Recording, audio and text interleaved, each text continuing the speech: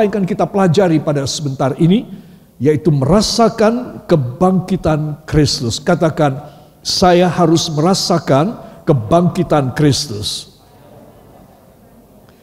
Ya, kita masuk pada bagian yang ketiga, saudara, dan ini merupakan sesuatu hal yang istimewa. Saudara, lebih dahulu kita akan membaca dua buah ayat. Yang pertama dari Efesus 1 ayat yang ke-19. 1, 2. Dan betapa hebat kuasanya bagi kita yang percaya sesuai dengan kekuatan kuasanya. Amin. Saudara, nanti dalam ayat 20 kita akan membaca rahasia kuasa yang betapa besar, betapa hebat tersebut ada dari kebangkitan Kristus, ya. Jadi kalau kita tidak mengetahui dengan jelas tentang kuasa kebangkitan Yesus, ya kita akan kecewa, hanya gigit jari saja. Saudara, orang lain mengalaminya, tapi saya tidak mengalami. Ya, saudara. Coba saudara perhatikan kalimat ini. Dan betapa hebat kuasanya bagi kita yang percaya. Katakan, bila saya percaya, baru hebat. Ya, jadi kalau saya dan saudara hanya biasa aja, ya kita percaya memang Tuhan sudah bangkit, selesai sampai di sana. Saudara, tidak ada kuasa yang hebat di dalam hidup kita. Ya, mari kita akan melanjutkan dengan ayat yang ke-20. 1, 2. Yang dikerjakannya di dalam Kristus dengan membangkitkan dia dari antara orang mati dan mendudukkan dia di sebelah kanannya di sorga. Amin. Ya, ini hebat sekali. Jadi kuasa yang hebat tersebut dikerjakan dengan kebangkitan Kristus. Ya, saudara. Lalu Yesus yang bangkit duduk di sebelah kanan Allah Bapa di sorga. Ya, saudara. Sehingga dengan demikian seluruh rencana mission dari Allah Bapa mengutus putranya yang tunggal Yesus Kristus itu semuanya accomplished, semuanya selesai dengan baik. Ya, saudara. Nah, dengan demikian saya dan Anda tinggal menerima kuasa yang hebat. Katakan, dengan demikian saya hanya tinggal menerima. Tinggal menerima saja kuasa yang hebat tersebut. Ya. Nah, inilah saudara susunannya daripada orang bisa dapat apa tidak. Ya, simple, tetapi saudara dan saya kalau saya tidak lakukan, ya percuma. Ini sederhana, tidak dipersulit oleh Tuhan. Ya, saudara. Nah, itu semua saya tuliskan awal dari semua perkara yang besar. Itu adalah kuasa kebangkitan Kristus. Ya, saudara. Pertanyaan yang saya kemukakan sekarang adalah mengapa anak Tuhan wajib hidup di dalam kuasa kebangkitan Kristus? Ya, saudara, mengapa bahwa kita wajib hidup di dalam kuasa ini? Saudara, kita tahu kita ada pada penghujung dunia, penghujung zaman ini. Saudara, dan bagaimana begitu banyak ontran-ontran, kemudian begitu banyak malapetaka. Ya, saudara, yang terjadi dewasa ini, saudara. Itu sebab kita tahu bahwa kita ini ada pada penghujung zaman dengan segala ancaman-ancamannya yang tidak main-main. Saudara, kenapa saya dan saudara tidak merasakan lebih dahulu kuasa kebangkitan ini terjadi dalam hidup kita? Sehingga apapun yang akan terjadi dalam hidup kita sebagai anak Tuhan, kita akan selalu diselamatkan. Katakan, luar biasa. Katakan, saya percaya akan hal ini. Ya. Nah, para kekasih, itu sebab ayat 1 Petrus 1 ayat 3 akan banyak saya jabarkan dan jelaskan karena ayat ini dahsyat. Ya. Kenapa Petrus? Ada latar belakang nanti. Ya, saudara. Itu sebab saya memetik dari surat 1 Petrus. Saudara, karena Petrus ini mengalami sendiri, saudara, tentang peristiwa kebangkitan Tuhan Yesus itu mengubah seluruh struktur hidupnya. Ya, saudara, kita tahu Simon Petrus ini berkali-kali berulang kali jatuh dalam dosa dalam pengiringannya kepada Kristus. Saudara, tetapi dengan Yesus yang bangkit, dia itu dirubah sepenuhnya. Saudara, itu sebab apa yang dituliskan dalam 1 Petrus 1 ayat yang ketiga ini dahsyat. Mari kita akan baca. 1, 2. Terpujilah Allah dan Bapa Tuhan kita Yesus Kristus, yang karena rahmat-Nya telah melahirkan kita kembali oleh kebangkitan Yesus Kristus dari antara orang mati, kepada suatu hidup yang penuh pengharapan. Amin. Beri kemuliaan bagi Dia. Haleluya.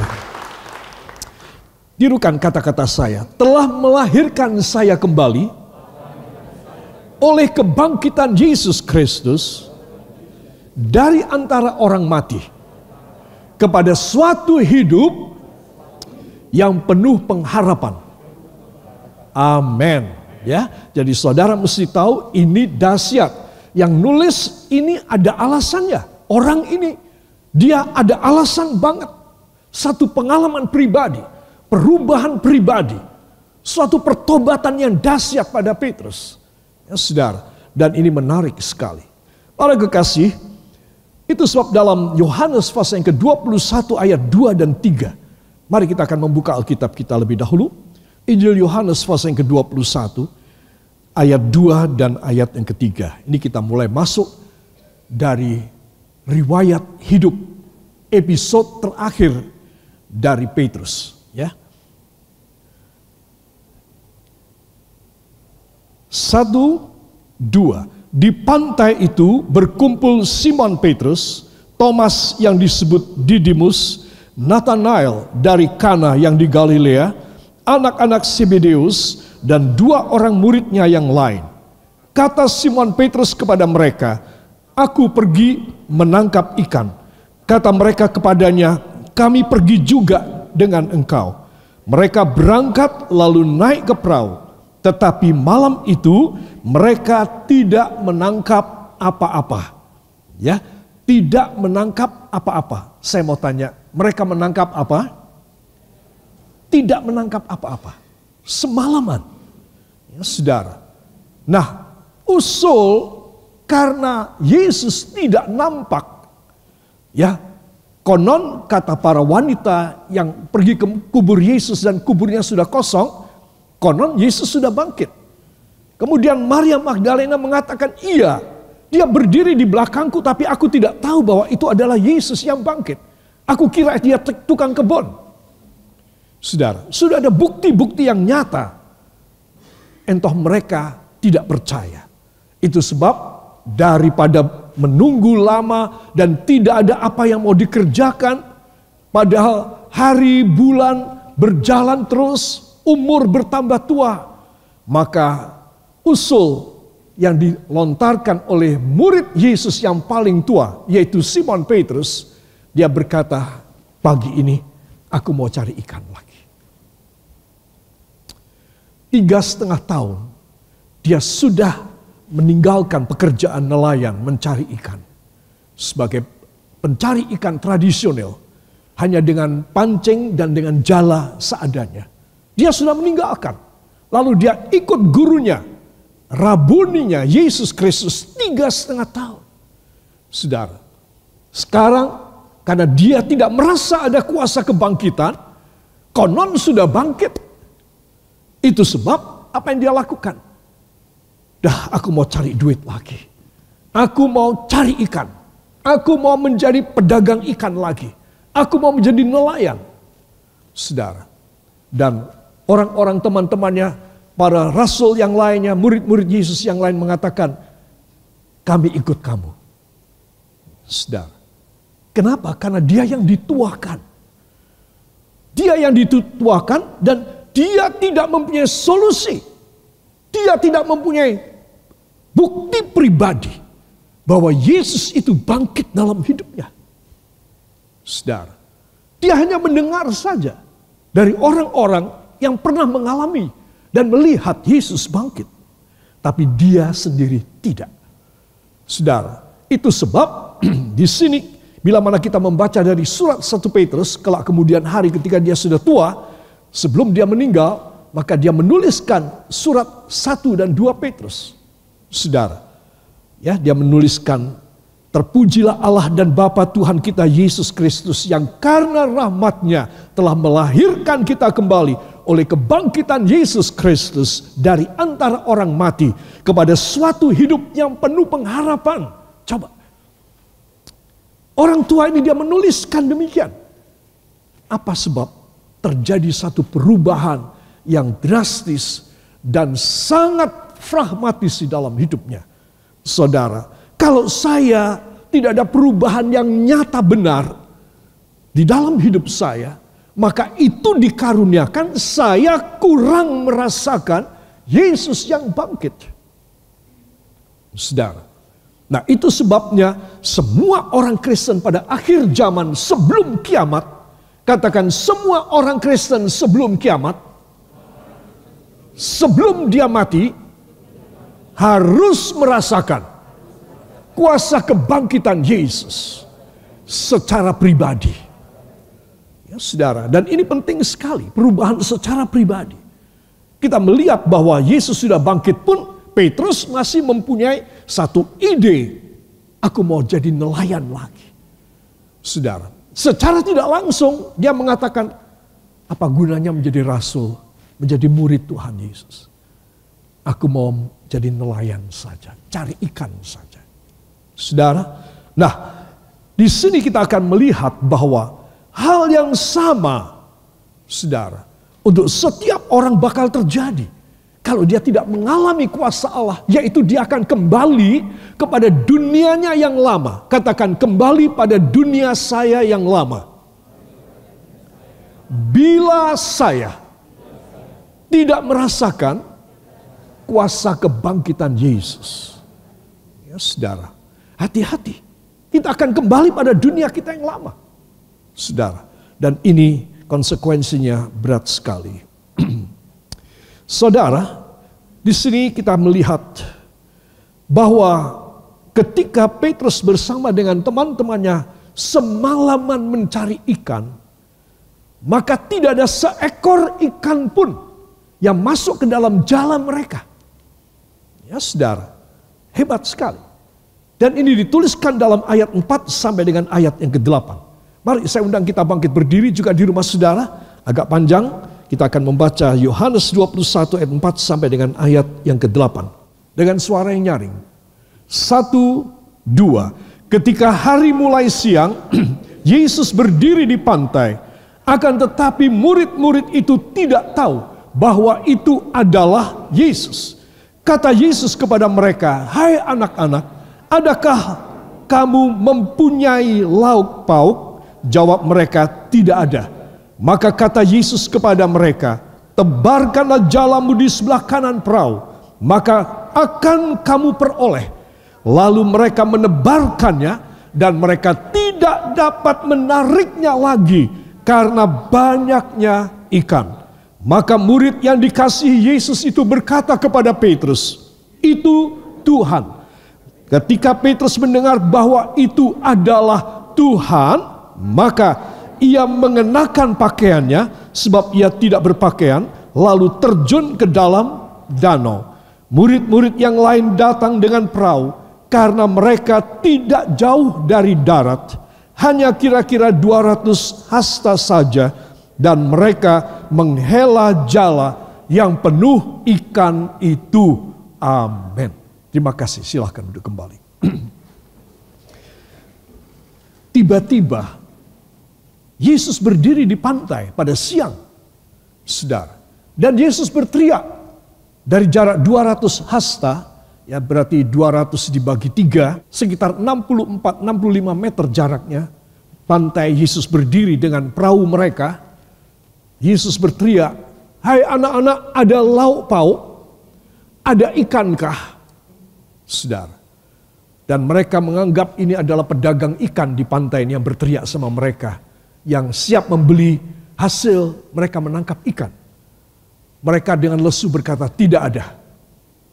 Saudara, Yesus yang bangkit, 1, dianggap tukang kebon oleh Maria Magdalena. 2, Yesus dianggap sebagai tengkulak ikan. Saudara, apa sebab orang-orang ini tidak bisa mengenali Yesus yang bangkit kembali? Padahal mereka tahu sosoknya selama 3,5 tahun. Heran ya saudara. Apakah mereka orang-orang bodoh? Menurut saya tidak. Tetapi pasti ada yang membutakan. Katakan, pasti ada yang membutakan mata rohani mereka. Saudara, kalau saya dan saudara dibutakan oleh kuasa kegelapan mata rohani kita, maka kita tidak bisa mengenal dengan jelas sosok Yesus. Kita hanya tahu dia juru selamat. Kita hanya tahu dia disalibkan, dikuburkan dan bangkit pada hari yang ketiga. Naik kembali ke sorga pada hari yang ke-40. Dan hari yang ke-50 dia mencurahkan Roh Kudus dari sorga kepada semua orang yang percaya kepadanya di Yerusalem. Kita cuma tahu itu saja. Saudara, tapi kita tidak pernah mengalami benar bahwa dia sudah bangkit. It is a mystery indeed that every single person that is the children of God have already forgot everything about Jesus Christ and His powerful, Jesus Christ and His authority, that He is the Savior of the world, that He is able to do something great to each one of them. And they have already forgot everything about Jesus Christ. It is because the ruler of the world, the authority of the sky, have already made them to be blinded. Dibutakan.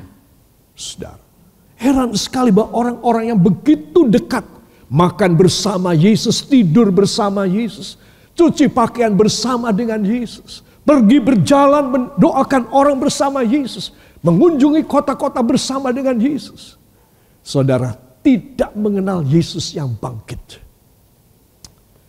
Pengenalan mereka hanya sampai Yesus yang disalib. Artinya Yesus yang menyerahkan diri saja.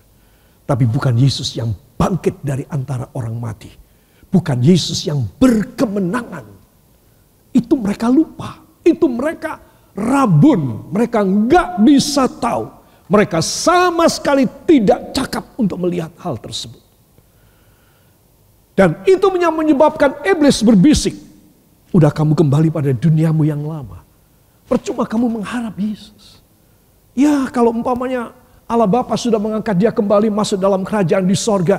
Dia tidak akan turun lagi. Udahlah kembali lagi. Saudara. Dan itu sebab, katakan dan itu sebab, banyak anak Tuhan seperti Petrus dan murid-murid yang lain, walaupun berusaha keras, semata-mata gagal. Semata-mata gagal. Semalaman mereka tidak dapat. Saudara, itu sebab ketika siang hari, Yesus berdiri di pantai dan Yesus berteriak pada mereka, "Hai anak-anak." Ya ini adalah bahasa tengkulak ikan. Mereka nelayan dianggap anak. Karena mereka yang punya duit. "Hai anak-anak, ada ikan enggak?" Tidak ada. Tetapi Yesus di pantai menyiapkan roti dan ikan panggang. Hebat ya. Saudara yang kekasih, apa yang kita baca tadi. Dan ketika Yesus mendengar mereka tidak dapat ikan, Yesus sudah tahu sih, sudah tahu. Tahu apa tidak? Sudah tahu. Ya, itu sebab memang sama Tuhan dibikin tidak ada seekor udang atau ikan pun yang masuk dalam jala mereka. Saudara yang kekasih, dan Yesus berkata, "Tebarkan jalamu di sebelah kanan perahu." Wah, ini tidak ada tengkulak ikan yang pernah mengucapkan kata-kata ini. Saudara, itu sebab mereka dengan heran dan mereka melakukan menebar. Masa kami merapat di pantai tidak bawa ikan? Ya udah deh, ini ada yang beri nasihat. Mereka melempar jala di sebelah kanan. Dan begitu dilempar, mereka menghasilkan, mereka menangkup begitu banyak ikan-ikan yang besar. Saudara. Dan melihat hasil ini, murid yang paling muda, yaitu Yohanes, berkata, itu Tuhan. Saudara, semua belum tercelik. Yesus, tapi bahwa itu Yesus tetapi Yohanes, dia sudah tercelik matanya. Itu Tuhan. Dan dia berkata pada teman-temannya, itu pasti Tuhan. Orang itu tadi yang menyuruh kita itu pasti Tuhan. Petrus segera memakai jubahnya kembali dan terjun, dia berenang. Dan dia cepat tiba di pantai. Dan dia melihat Yesus sudah menghidangkan roti panggang dan ikan panggang. Saudara yang kekasih, saya beritahu kepada Anda, kenapa disuruh ke kanan? Yang saya tuliskan, kanan adalah taati firman Allah kembali. Saudara, kenapa saya katakan taati firman Allah kembali? Ada kata kembali, karena memang ada riwayatnya. Mari kita akan membuka Lukas 5 ayat 4-6. Ini sejarah awal Petrus, ya saudara, menemukan Yesus. Yang ada dalam ayat yang keempat sampai dengan ayat yang keenam. Mari kita akan baca. 1, 2. Setelah selesai berbicara, ia berkata kepada Simon, bertolaklah ke tempat yang dalam dan tebarkanlah jalamu untuk menangkap ikan. Simon menjawab, Guru, telah sepanjang malam kami bekerja keras dan kami tidak menangkap apa-apa. Tetapi karena engkau menyuruhnya, aku akan menebarkan jala juga. Dan setelah mereka melakukannya, mereka menangkap sejumlah besar ikan, sehingga jala mereka mulai koyak. Amin. Katakan, ini dahsyat. Saudara yang kekasih, ini pertama kali Yesus berkenalan dengan nelayan ini. Belum pernah seumur hidup dia, puluhan tahun dia menjadi nelayan sejak dia masih anak kecil. Simon ini, dia menangkap ikan begini banyak, belum pernah terjadi dalam seluruh sejarah hidupnya.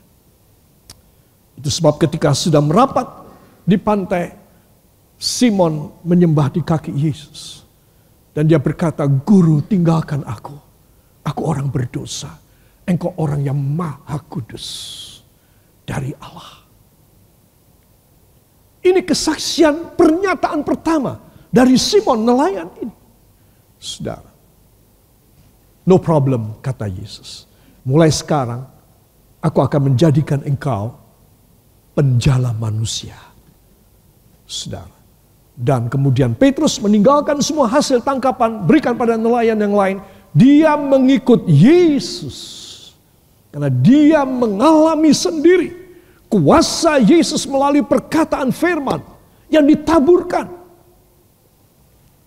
Saudara, itu sebab walaupun semalaman dia tidak dapat ikan, dia menjawab demikian. Guru, karena perkataanmu yang menyuruh aku akan menebar jala juga. Perkataan apa? Selama sejam kira-kira dia mendengarkan orang asing ini berkhotbah dari perahunya. Dan itu membuat dia beriman akan kuasa Tuhan. Semua katakan, hanya melalui firman yang dimengerti, mujizat terjadi. Yang percaya, beri tepuk tangan bagi dia. Haleluya. Saudara, ini awal Simon bisa ketemu Tuhan Yesus. Dan Tuhan tidak sembarangan cari orang, cari nelayan, cari perahu. Ini orang dipilih oleh Tuhan. Saudara, itu sebab marilah saya ingin mengajak semua saudara. Ya, jadi Simon ditangkap oleh Yesus karena ikan. Katakan, karena ikan. Saudara, dan inilah yang menjadi rahasia daripada orang-orang yang bisa merasakan kuasa kebangkitan Allah lagi. Itu tertulis ketika dia pertama kenal Yesus. Lalu tadi kita sudah baca dari Yohanes 21, itu tertulis dari orang-orang yang sudah menghambakan diri kepada Kristus sebagai murid dan sebagai rasul, yang berubah kembali kepada dunia yang lama. Maka apa yang terjadi? Tidak dapat ikan. Tidak dapat ikan. Saudara.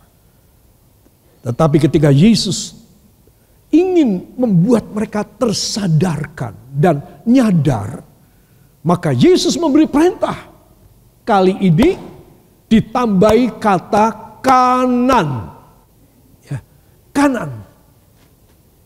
Jangan kemana-mana ya, ngelempar jalannya. Lempar sebelah kanan. Pada pertama kali tidak. Yesus menambahi arah. Katakan arah. Yaitu kanan. Kanan adalah kepatuhan saya kepada perintah Tuhan. Amin. Itu kanan. Bukan sekedar tebarkan jalanmu, kamu akan dapat banyak nanti. Kali ini Tuhan kasih arahan. Kanan. Sebelah kanan.